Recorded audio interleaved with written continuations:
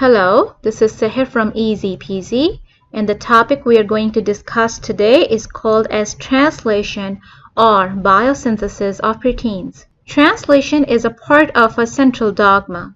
Central dogma contains three different processes in it, and translation is one of the processes that is present inside the central dogma. If DNA is producing DNA from it, that process is called as replication. If this DNA is going to produce RNA from it, that process is called as transcription. Now, if this organism is a eukaryotic organism, then this messenger RNA will go under the process of post-transcriptional modification in which the attachment of a cap and poly A tail occurs. Now this messenger RNA can produce a protein from it, and that process is called as translation. And we are going to discuss this process in detail. Now for translation, we need amino acids, and the main source of amino acids is food. Now it is really necessary for us to have different types of food that contains all different types of necessary amino acid in it. So if the process of translation occurs, they should have all types of amino acid to make a polypeptide chain. Now, for example, if a person is not having a regular diet and the process of translation is occurring, now the point where the person is lacking the amino acid, the process of translation will halt there. And then we don't have that necessary protein to do its function, and we will face a lot of malnutrition problems. Now we don't want that, so we should eat healthy food to have all different types of amino acid that is necessary for the process of translation. The second most important thing for the process of translation is transfer RNA. Now transfer RNA acts like a bridge between messenger RNA and amino acid because it has two different sites. One site is the anticodon site that can read all the message that is present on messenger RNA, and it also has the amino acid attachment site where it can recognize the amino acid and attach itself to it. Now we have 50 different types of transfer RNA in human beings. Wait a sec. If we look at the genetic code table, we have 64 different types of code that codes for 20 different types of amino acid. So why don't we have 64 different types of transfer RNA just like 64 codes? Or why don't we have 20 different types of RNA just like 20 different types of amino acid? The answer to this question is present in the interaction of amino acid with transfer RNA. Now, if we look closely in this picture, this is the messenger RNA, and this part is basically the anticodon site of transfer RNA. The first two nucleotides that are present on the messenger RNA and transfer RNA will have the Watson-Crick base pairs. That means that adenine will always make double bond with uracil and guanine will always make triple bond with cytosine. But the third nucleotide is not following the same rule, and that is called as wobble position.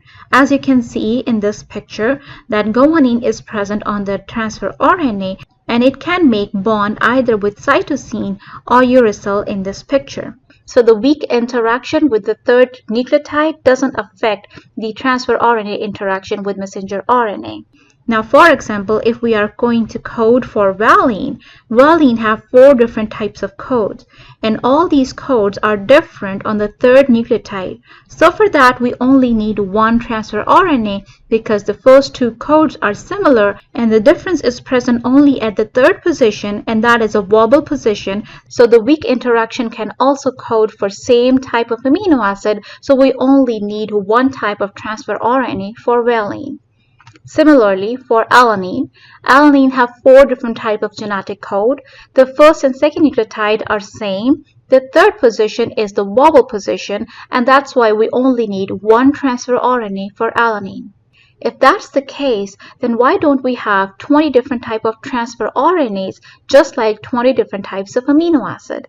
The answer to this question relies on these type of amino acids. As you can see in this picture, that serine can get code for 6 different types of codes.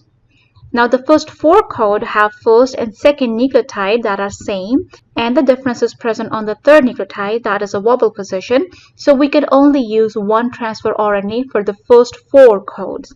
But what about the 5th and 6th code that is present here? In this case, the first and second nucleotide is also different from the 4 codes above. So, for serine, we need 2 different types of transfer RNAs. That's why we don't have 64 types of transfer RNAs just like genetic codon table, and we don't have 20 different types of transfer RNAs just like 20 different types of amino acids. Now, process of translation can be divided into 5 different stages. The stage 1 is called as transfer RNA activation. Stage 2 is called as initiation. Stage 3 is elongation. Stage 4 is termination, and stage 5 is post-translation modification. Now let's start with the stage 1, and that is called as transfer RNA activation. Now what is the meaning of transfer RNA activation? The meaning of transfer RNA activation is that the transfer RNA will get attached itself to the amino acid inside the cytoplasm, away from the translation machinery that is decoding the messenger RNA into the polypeptide chain. Now let's see how transfer RNA is activated. For transfer RNA activation, we need an enzyme, and that is called as amino acyl transfer RNA synthetase. This enzyme is specific to each amino acid, and they have 2 different sites. One site is for the attachment of ATP molecule, and the other site is the attachment of amino acid. Now, amino acid and ATP molecules bind to this enzyme. Then, amino acid AMP complexes form, and a specific transfer RNA molecule is recruited. Now, transfer RNA will attach itself to that specific amino acid, and the ATP will provide energy to that process. And now, the transfer RNA is called as charged transfer RNA, and this process is called as transfer RNA activation. Now, what actually happened in this process?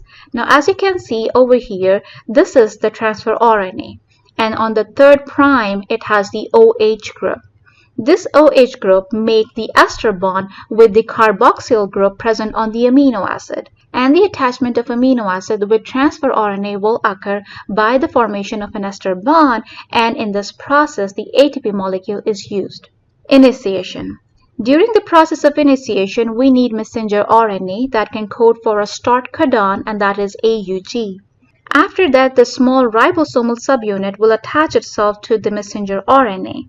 If this organism is a prokaryotic organism, the small subunit will be of 30S, and if this is a eukaryotic organism, then it will be of 40S. Now, it will recruit the amino acyl transfer RNA. It means that the transfer RNA is already attached with the amino acid. Now, in this case, AUG codes for methionine, so this transfer RNA has methionine attached itself with it. The interaction between transfer RNA and messenger RNA will occur by the help of different types of proteins that is called as initiation factors, and they use GTP to produce energy that will use in the interaction of UAC with AUG code over there. Then the attachment of the large ribosomal subunit will occur, and this will make the initiation complex. The 3rd stage is called as elongation. Now, in the process of elongation, we already have the initiation complex here. When the initiation complex is made, we have 3 different sites on the ribosome. One is called as A site, one is called as P site, and one is called as E site. The attachment of the new transfer RNA with amino acid occurs always on A site, and then ribosomal subunits will shift itself on the messenger RNA and will allow the next code to appear on A site. And the new transfer RNA will come up with a new amino acid and will attach itself to the A site. Again, this process will keep going on, and the ribosomal subunit will keep moving along the messenger RNA. Now, the first transfer RNA with amino acid is present on E site. The amino acid will shift itself to the amino acid present on the P site like this and will make a polypeptide chain. And the transfer RNA that is present on the E side will remove itself from this complex and will be used back again. Now, by this way, the A site is again vacant for the new code and will allow a new transfer RNA to come up and join itself to this messenger RNA. All this attachment of amino acid and the exiting of transfer RNA needs energy, and that energy is provided by elongation factors by using GTP molecules. By this way, the ribosome keep moving on the messenger RNA and will attach amino acid one by one on itself and make a polypeptide chain like this. Now, at the end of the process, the termination will occur. For termination, we have different termination codes. Now here, as you can see, we have a code called as UGA. We also have two other codes that will code for the stop codon, that is UAA and UAG. When the stop codon will appear on A site, then a protein named as release factor will attach itself to the stop codon. With the attachment of this release factor, the polypeptide chain will release itself from the P site, and this reaction is called as peptidyl release reaction. Transfer RNA will also move away from the P site.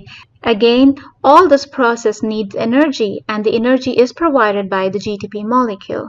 Once the polypeptide chain will release itself from the translation machinery, the ribosomal subunit will also come apart and leave messenger RNA. Last but not least, post-translation modification. In post-translation modification, the polypeptide chain will twist and turn itself into the tertiary and quaternary structures depending on the type of protein it's going to make and perform its function. Thank you very much for watching this video. If you like it, please subscribe my channel. Thank you. Bye-bye.